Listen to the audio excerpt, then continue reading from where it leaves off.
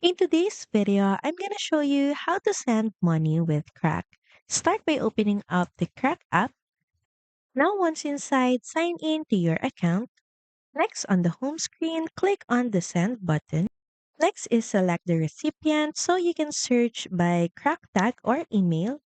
Next is type in the amount you want to send.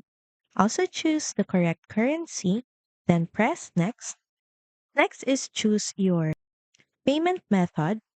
You can also add an optional note or reference for the transaction. Then once done, click on the send button. Lastly, review that all the details are correct.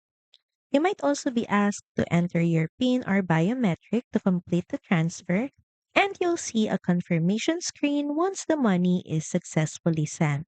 So that's pretty much it. Thank you very much for watching this video, and I'll see you again on the next one. Bye!